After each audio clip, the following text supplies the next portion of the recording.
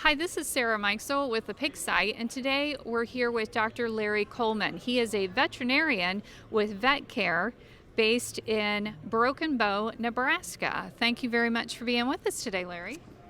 Well, thank you, Sarah. I very much enjoyed coming here today, enjoyed meeting you, and enjoyed giving the talk that I just finished up with.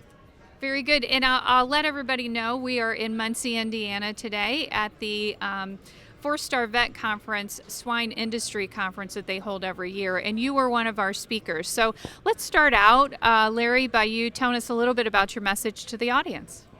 So my message today was talking about piglets, and especially baby piglets. In fact, I brought one along today that I showed everybody. This is Douglas. He's very cute. Yeah. And I began my talk by saying that across America there's going to be maybe 500,000 of these babies born today. Unfortunately, there may be as many as 100,000 of these babies that end up in a bucket today. And I'm here to passionately convey the message that we could do better with a few simple concepts. And as a veterinarian, I go to farms, and one of my favorite things to talk about, because I think it's actually the number one problem in our industry, is piglet survival. And so this little pig has a name tag that says Douglas, so I largely talked about Douglas today and what we could do to him in the first hours of birth. But rather than have my message primarily about how we do this, I wanted to talk about how do we interact with farmers as a change agent so that we can get them to do the right things on a timely basis. So I expressed how I come to a farm, and I first come in an attitude of curiosity, and I try to spend the bulk of my time asking questions about babies and their protocols and their attitudes toward helping them and what their current strategies are. Eventually, I move into a messaging mode, call it a teacher mode, and I try to, once again with questions, I try to help people critically think how we could help Douglas get off to a great start.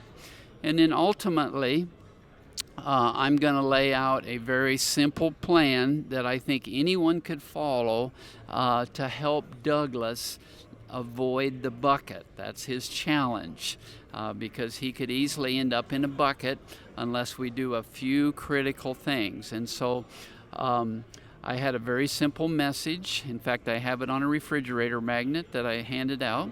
But if we do these four things with a sense of urgency, and a sense of urgency means that we act on the pig's time frame rather than our own, we can get him off to a rocket start.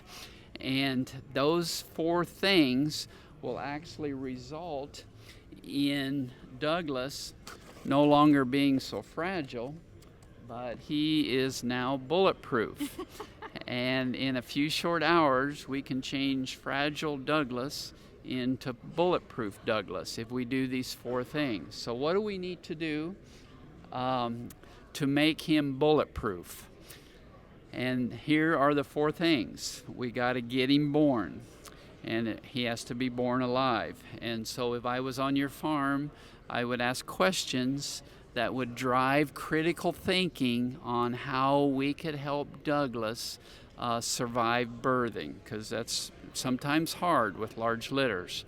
So after we get Douglas born, we've got to keep him warm, and he can get cold in about 2 minutes time. So if I was on your farm, we would be strategizing on how the staff could keep little Douglas warm. And there's good ways to do that.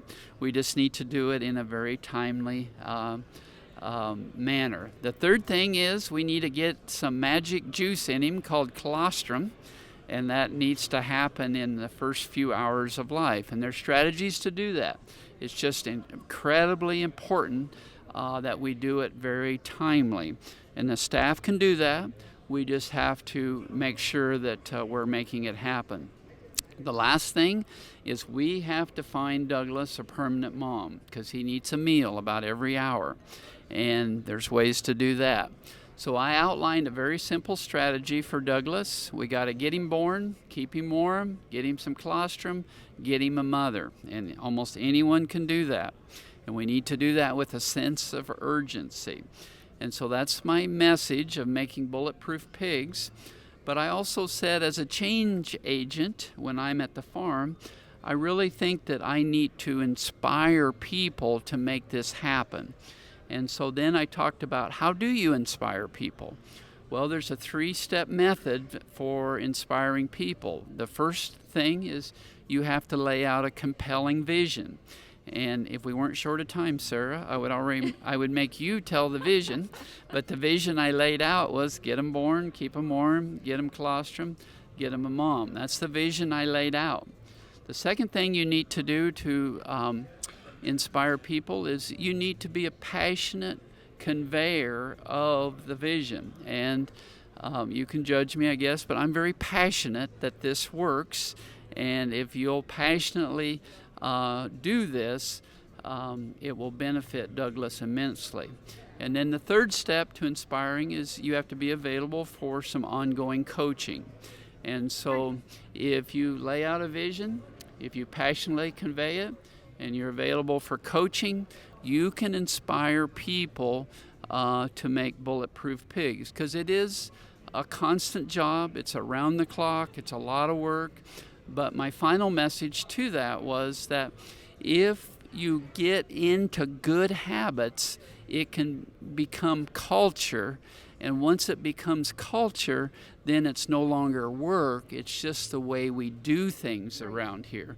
So I implored people to have it so ingrained that it was part of the farm culture.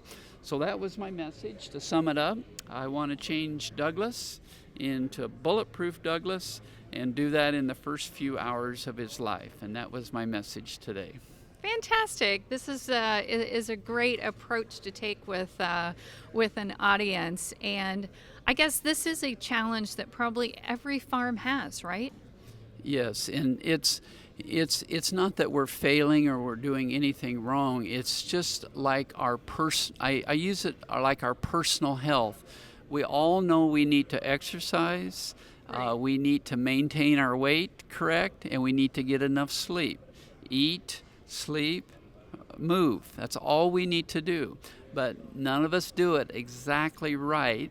And so we need coaches in our life, people that inspire us. And that's one of the roles I've taken in life, is to try to inspire people to do this day one care correctly. And I very much enjoy doing that. Very good. Well, thank you so much for all the information. I really appreciate it. Yeah, thank you. And I think one concluding comment is that this really isn't rocket science. Most everyone knows it, and I applaud all the efforts out there, but let's all work together and we can do a better job together. Fantastic. Thank you so much. Again, I appreciate all your time today, Larry. This is Sarah Mikesell with the Pig Site.